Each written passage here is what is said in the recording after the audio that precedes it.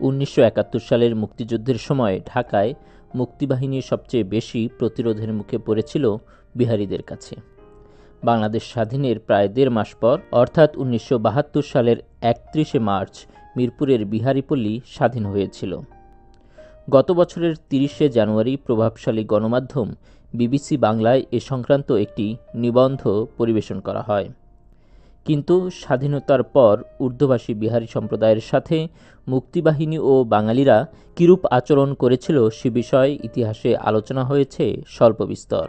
প্রবাদ আছে, পরাজিতের কোনো ইতিহাস নেই। সম্ভবত এ কারণেই বিহারীদের গল্প বা ইতিহাস কেউ লিখতে সাহস করেনি অথবা প্রয়োজন বোধ করেনি। যেটা আছে তা হল বিহারীদের বিরুদ্ধে বাঙালিদের গৌরবগাথা ইতিহাস তথা বিহারীদেরকে দমনের ইতিহাস।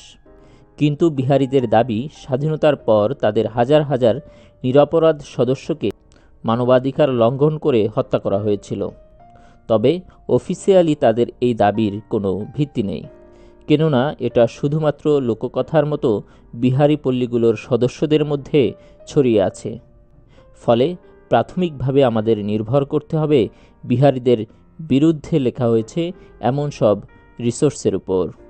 2016 সালের 19শে আগস্ট চ্যানেল আইয়ের অনলাইন ভার্সনে প্রকাশিত কল্পিত বিহারী গণহত্যা 71-এর পরাজিত শক্তির অপকৌশল নিবন্ধে এ সম্পর্কে খানিকটা টাচ পাওয়া যায়।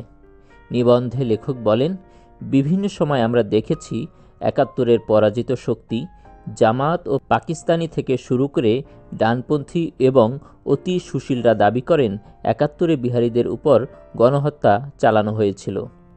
এ নিয়ে দেশে বিদেশে এই প্রো পাকিস্তানি গং নানান সময়ে বিচার দাবি করছিল। তাদের দাবি, মুক্তিযুদ্ধের সময় 5 লক্ষ বিহারীকে হত্যা করা হয়েছিল। অর্থাৎ চ্যানেল আইয়ে সাব্বির হুসাইনের এই লেখায় 5 লক্ষ বিহারী হত্যার একটি গুজবের সন্ধান পাওয়া যায়। লেখকের লেখায় এই দাবির সূত্রও পাওয়া যায়। তিনি লিখেছেন, মনে পড়ল 1974 সালে করাচি থেকে প্রকাশিত কুতুবুদ্দিন আজিজ নামের এক পাকিস্তানি সাংবাদিকের সম্পাদিত বই ব্লাড অ্যান্ড টিয়ার্সের কথা। এই বইটি মাহমুদুর রহমান কমিশন রিপোর্টেও উল্লেখ করা হয়েছে। এই বইটিতে বলা আছে, আওয়ামী লীগ সমর্থকরা পূর্ব পাকিস্তানে 1 থেকে 5 লক্ষ বিহারীকে হত্যা করেছে। তাদের দাবি করা 5 লক্ষ বিহারীর সংখ্যাটি সম্ভবত এখান থেকেই নেয়া। লেখকের এই গুজবের সূত্র ধরেই আমরা নেমে পড়েছি ইতিহাসের মহাসাগরে। গুজব না হয় মিথ্যে হলো, কিন্তু বিচারের কাঠগড়ায় বাদী বিবাদী উভয় পক্ষের বক্তব্য শুনতে তো আর কোনো বাধা নেই। সেই হিসাবে 2019 সালের 15 ডিসেম্বর পাকিস্তানের প্রভাবশালী গণমাধ্যম ডনে প্রকাশিত history the fall of Dhaka from Bihari eyes নিবন্ধটি গুরুত্বপূর্ণ দলিল হিসাবে বিবেচিত হতে পারে। নিবন্ধের লেখক ইঞ্জিনিয়ার ইমতিয়াজ আলম খান দাবি করেছেন, যুদ্ধ সমাপ্তির পর হাজার হাজার বিহারীকে বাঙালিরা প্রকাশ্যে নির্মমভাবে হত্যা করেছে। বিহারী গণহত্যার আলোচনা উঠে এসেছে ভারতীয় বংশোদ্ভূত আমেরিকান ও বর্তমানে অক্সফোর্ড বিশ্ববিদ্যালয়ের সেন্টার ফর ইন্টারন্যাশনাল স্টাডিজের সিনিয়র গবেষণা সহযোগী শারমিলা বসুর বিতর্কিত গ্রন্থ ডেড রেকর্ডিং 1971 এর বাংলাদেশ যুদ্ধের স্মৃতি নামক গ্রন্থেও। এই গ্রন্থে শারমিলা বসু দাবি করেছেন, বাংলাদেশ স্বাধীন হবার পরে অনেক স্থানে বিহারীদেরকে পাইকারিভাবে হত্যা করা হয়েছে। বিশেষ করে 1972 সালের 10ই মার্চ খুলনার নিউটাউন কলোনিতে ব্যাপক হারে বিহারী হত্যা করা হয়েছিল বলে তিনি উল্লেখ করেছেন। সর্বশেষ গত বছর প্যারিস প্রবাসী লেখক ও অ্যাক্টিভিস্ট পিনাকি ভট্টাচার্যের বহুল আলোচিত ও বিতর্কিত গ্রন্থ স্বাধীনতা উত্তর বাংলাদেশের প্রথম খণ্ডে যুদ্ধ বন্ধের পর বাঙালি কর্তৃক নির্মমভাবে বিহারীদের উপর গণহত্যা চালানোর অভিযোগ তোলা হয়েছে। পিনাকি ভট্টাচার্য তার বইতে বলেন, ঢাকা শহরে সেই সময় 3 লাখের মতো বিহারী ছিল।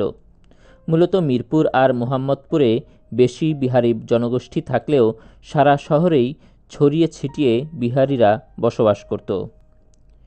সংখ্যাগরিষ্ঠ বিহারী পাকিস্তানি রাষ্ট্র ভেঙে যাক সেটা চায়নি। প্রত্যক্ষভাবে স্বাধীনতা সংগ্রামের বিরোধিতা করেছে বেশিরভাগ বিহারি।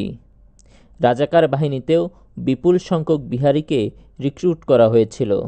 9 মাসে তারা বিপুল উৎসাহে লুট, খুন, এমনকি পাকিস্তানি সেনাবাহিনীর সাথে গণহত্যায় অংশ নিয়েছে। এই জনগোষ্ঠীর উপর বাঙালিদের ঘৃণা সৃষ্টির মতো উপাদান অবশ্যই ছিল। রমনার আত্মসমর্পণ মাঠ থেকে ফেরা উল্লাসিত জনতার মিছিলগুলো থেকে স্লোগান উঠতে থাকলো, একটা দুইটা পাকিস্তানি ধরো, সকাল বিকাল নাস্তা করো। এই সম্মিলিত ঘৃণা পাকিস্তানি সেনাবাহিনী বা বিহারি রাজাকারদের কিছু করতে না পারলেও নিরস্ত্র বিহারিদের উপর সকল জিঘাংসা নিয়ে ঝাঁপিয়ে পড়ল। সেই রাতেই বিহারিদের বাড়ি, ব্যবসায় প্রতিষ্ঠান আক্রান্ত হতে শুরু হলো সব জায়গায়। খুন, লুট ও বিহারি নারীদের ধর্ষণে মেতে উঠল উন্মত্ত জনতা। পরদিন মিরপুর 1 ও 2 নম্বরে বিহারি বসতি এলাকায় বিপুল অস্ত্রে সজ্জিত মুক্তিযোদ্ধারা ঢুকে পড়ল। অস্ত্রধারী বিহারি রাজাকারেরা প্রতিরোধ গড়ে তোলার চেষ্টা করলেও কুলিয়ে উঠতে পারেনি। মুক্তিবাহিনী 30টি বাড়ি ডিনামাইটে উড়িয়ে দেয় আর যত্রতত্র গুলি ছুটতে থাকে। মাইকে ঘোষণা করা হয়, বিহারিরা বাঁচতে চাইলে ঈদগাহে জড়ো হও। সবাই ঈদগাহে জড়ো হয়। তাদের উপর নির্বিচারে গুলি ছুড়ে অসংখ্য নিরস্ত্র বিহারিকে হত্যা করা হয়। ঈদগাহ মাঠের সবুজ ঘাসের রং পরিবর্তিত হয়ে যায় উজ্জ্বল লাল রঙে। একটি বিরচিত রাষ্ট্রবিপ্লবে অংশ নেয়া গণমানুষের বাহিনীর এমন নির্দয়, নির্মম, অসৈনিকোচিত গণহত্যায় বাঙালির বিজয়ের পলকে যে কালিমা লেপন হয়ে গেল তার দায় কেউ কখনো স্বীকার করেনি। বাংলাদেশের সকল ইতিহাস থেকে এই গণহত্যার ঘটনা মুছে দেয়া হয়েছে কিংবা মুছে দেওয়ার চেষ্টা করা হয়েছে। অন্যত্র মিস্টার পিনাকি মুক্তিযোদ্ধা ও বাঙালি কর্তৃক বিহারি হত্যার ঘটনা তুলে ধরতে গিয়ে বলেন, এরপর থেকেই শুরু হলো বাংলাদেশের 110টি শহরে পরিকল্পিতভাবে হাজার হাজার উর্দুভাষীকে হত্যা, ধর্ষণ আর তাদের সহায় সম্পদ লুণ্ঠনের ঘটনা। অনেক বাঙালি পরিবার কিছু ভীত, বিহ্বল আর পলায়নপর বাঙালিকে আশ্রয় দিলেও অসংখ্য উর্দুভাষীর নির্মম হত্যা, মৃত্যুকে তারা রুখতে পারেনি।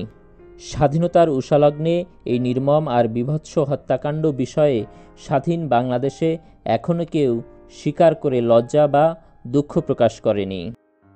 সম্মানিত দর্শক মণ্ডলী, আসল ঘটনা যাই হোক না কেন, বিহারি গণহত্যার পক্ষে ও বিপক্ষের বক্তব্যগুলো আপনাদের সামনে তুলে ধরাই আমাদের মূল লক্ষ্য। এ বিষয়ে আপনাদের মতামত কী? যুদ্ধ সমাপ্তির পরও কি বিহারিদের নির্মমভাবে হত্যা করা হয়েছিল? সেই হত্যাকাণ্ড সংখ্যায় কতজন হতে পারে বলে আপনার ধারণা? নাকি এসব নিছকই গুজব? আমাদের কমেন্ট করে জানান। সকল ধরনের রক্তপাত ও বিচারবিহীন হত্যাকাণ্ড থেকে বাংলাদেশ মুক্তি পাক, এই কামনায় আজকে এ পর্যন্তই। আল্লাহ হাফেজ।